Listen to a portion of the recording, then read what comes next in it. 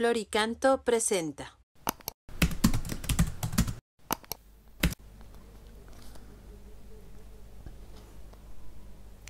Número 164 del Compendio del Catecismo. ¿Cómo comprometerse en favor de la unidad de los cristianos? Y responde: el deseo de restablecer la unión de todos los cristianos es un don de Cristo y un llamamiento del Espíritu. Concierne a toda la Iglesia y se actúa mediante la conversión del corazón, la oración, el recíproco conocimiento fraterno y el diálogo teológico. Bueno, esta pregunta obviamente está en conexión con la pregunta anterior de cómo consideramos al resto de los cristianos que no están en la comunión de la Iglesia Católica.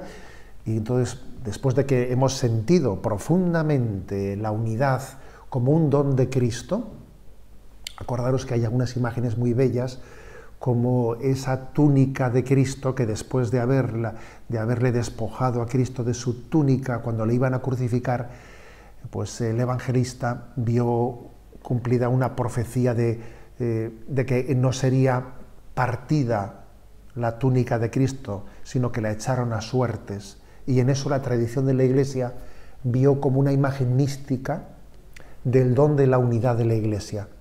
Así se cumplió lo que estaba escrito, que la túnica de Cristo no sería partida. La unidad, ¿no?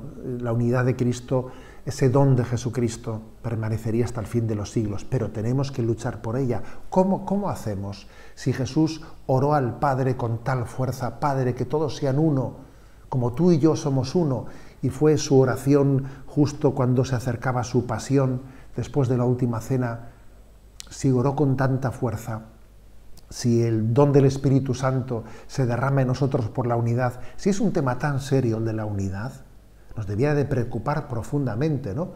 El que todavía no se haya consumado esa unión entre los cristianos. ¿Qué podemos hacer?, pregunta este punto 164. Bueno, pues aquí yo me atrevería a hablar de siete propuestas concretas. Primero, conversión personal. En la medida en que uno se convierte profundamente a Cristo, se toma en serio su vida de santidad, la unión con el resto de los cristianos es posible. Porque dos entre ellos solo se unirán cuando sean iguales a un tercero, y ese tercero es Jesucristo. Segundo consejo: conciencia de que nuestra Iglesia tiene que estar siempre reformándose. Ecclesia sempre reformanda, que dice el adagio, ¿no? La Iglesia siempre en reforma. Siempre tenemos que estar diciendo cómo respondemos más a la llamada de Jesucristo, en qué nos tenemos que repensar. No para adecuarnos al espíritu mundano, porque paradójicamente cuando se dice la Iglesia tiene que reformarse, lo que se suele entender por ese principio, formulado por los medios de comunicación, etcétera, es que la Iglesia tiene que mundanizarse más, que tiene que pensar como piensa el mundo, asumir lo que el mundo entiende por bueno, por moral, por ético, y no mantener algo que va contracorriente. Eso es lo que se suele pensar, pero nada que ver con la realidad, claro. La Iglesia siempre en reforma significa más auténtica con sus orígenes, más auténtica con el don de Jesucristo, con su tradición. En tercer lugar, el tercer consejo, sin dudas, la oración. Jesús dijo, ¿no? Pedid y se os dará. Pedir la unidad. Pedir la unidad. Incluso no pedirla a nosotros solos, sino pedirlo unidos entre nosotros. Donde dos o tres se reúnan, allí estoy yo en medio. Y si nos unimos también con hermanos protestantes o ortodoxos y pedimos juntos entre nosotros la unidad, ¿no tendrá una gran fuerza esa oración? Sin duda, sin duda. Cuarto consejo: conocernos personalmente, tener encuentros personales. Eso ayuda mucho, sin duda.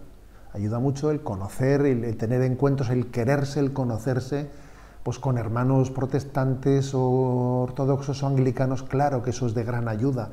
El conocimiento y el encuentro personal, subrayando entre nosotros tantas cosas que nos unen. En quinto lugar, formación ecuménica.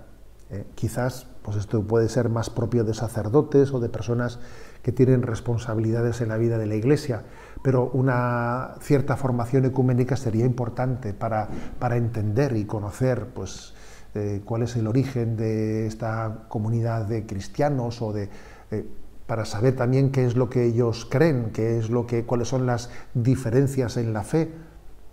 Eso obviamente nos ayudaría. En sexto lugar, diálogo teológico, que esto obviamente, pues como es obvio,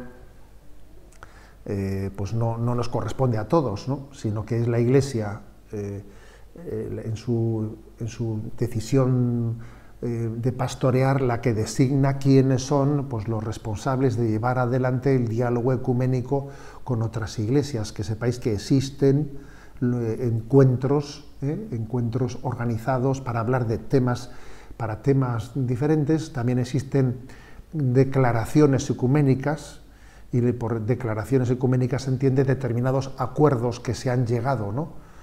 A los que se ha llegado pues, entre la Iglesia católica y la Iglesia luterana, pues se llegó a tal acuerdo concreto en el año, etcétera, y está formulado, está plasmado en un aspecto concreto, pues dialogando teológicamente se llegó a un acuerdo de comprensión en este aspecto o en el otro aspecto.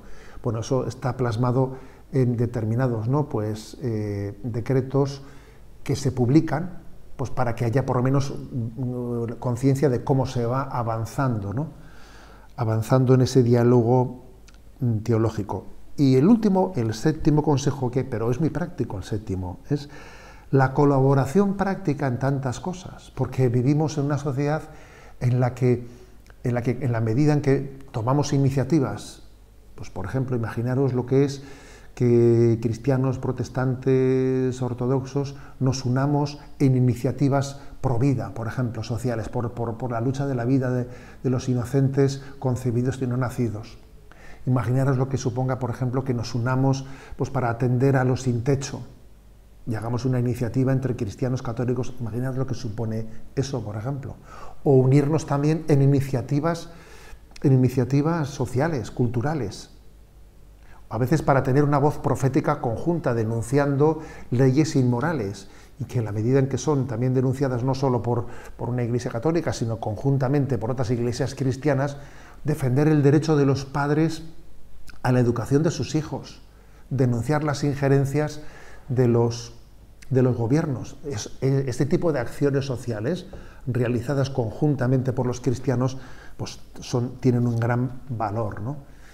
Bueno, que llevemos adelante, que tengamos conciencia y llevemos adelante estas 7, ¿no? Y otras posibles caminos, pero estas 7 especialmente, como nuestra aportación concreta a la unidad de todos los cristianos.